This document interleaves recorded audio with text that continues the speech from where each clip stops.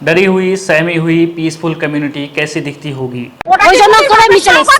মোদি হাত দেয় কিভাবে? ওর হাত কেটে নেব, ওর রাজমণি দুনিয়াতে পুড়িয়ে যাই লাগাবো। এটা মোদির বাবার সম্পত্তি নয়, মোদির বাপ এখন কিনে থইনি। আমাদের সম্পত্তি আমাদের ফিরে দিতে হবে, নইলে মোদির কাটবো ধরে।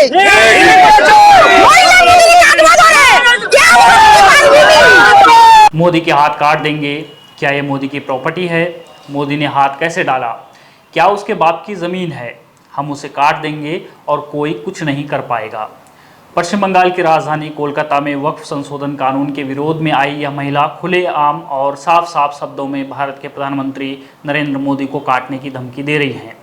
इनके भीतर जो नफरत है वो आप इनकी ज़ुबान पर और इनकी आंखों में देख सकते हैं। और विडंबना देखिए, ये महिला अपने हाथों में भारत का राष्ट्रीय झंडा उठाए हुए हैं।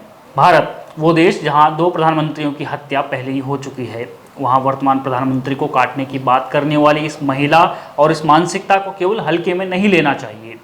ऐसा इसलिए भी क्योंकि यह पहली बार नहीं है जब प्रधानमंत्री नरेंद्र मोदी के लिए इस तरह की बातें कही गई हों।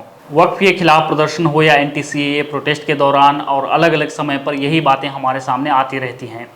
उदाहरण के लिए आप यह वीडियो देखिए, मोदी भी कतार पर है, चला जाएगा, ये रुकेगा नहीं, मर जाएगा। ये इनका तो वो हाल होने वाला है।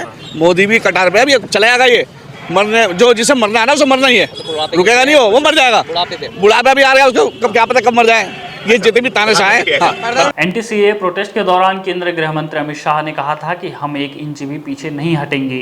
इसी बयान को कोट करते हुए सुनिए, ये मियां धमकी दे रहे थे कि जब इंदिरा गांधी नहीं बचा पाई अपने को तो ये कौन सी चीज है। जहाँ तक इनका ये कहना है कि हम 1 इंच नहीं हटेंगे जब इंदिरा गांधी नहीं बचा पाई अपने को, तो ये चिप्पी यह सीधे सीधे हत्या की धमकी दी जा रही है और एक वर्ग इसे प्रोटेस्ट कहता है। अब एक और वीडियो देखिए जहां माइक के जरिए ऐलान हो रहा है कि दुनिया का कोई कोना नहीं बचा होगा जहां प्रधानमंत्री मोदी न गए हों।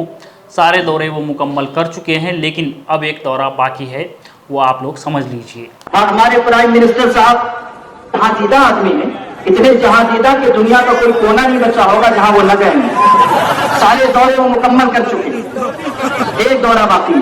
वो मैं नहीं कहूंगा कौन सा दौरा है, आप लोग यहाँ आप देखेंगे कि तिरंगा साथ में लगा हुआ है ताकि अब भ्रम फैलाया जाए कि यह तो पीसफुल प्रोटेस्ट है, जबकि जुबान से केवल और केवल जहर उगला जा रहा है। अब एक और वीडियो देखिए, मौलाना लोग फतवा जारी कर मोदी को मारने की धमकी दे रहे हैं। बाउली हुकूमत से मैं कह रहा कि देख अभी बहुत इत्मीनान से धरने चल रहे, बहुत इत्मीनान से प्रोग्राम चल रहे। अगर ज्यादा बाउले चाले करे और इधर से फतवा नहीं समझे, समझे, इधर से अगर फतवा निकल गया तो सुन ले, मोदी हुकूमत सुन ले कि वो अंग्रेजों को भगाने के लिए हमारे एक मौलाना शाह अब्दुल अजीज ने फतवा दिया था। क्या फतवा दिया था कि अब जैसे नमाज 5 वक्त फर्ज है, रमजान में रोजे फर्ज है, माल दिया तो अल्लाह ने ज़कात फर्ज है, तो हमारे मौलाना अब्दुल अजीज ने फतवा दिया था कि अंग्रेजों को मारना भी फर्ज है। और हमारे अंग्रेज के ताल्लुक से ये भी कह दिया था कि उनको मारने में सवाब है। तो अल्लाह की कसम अंग्रेज उसी दिन समझ गया था कि अब यहाँ पर हम रह नहीं सकते।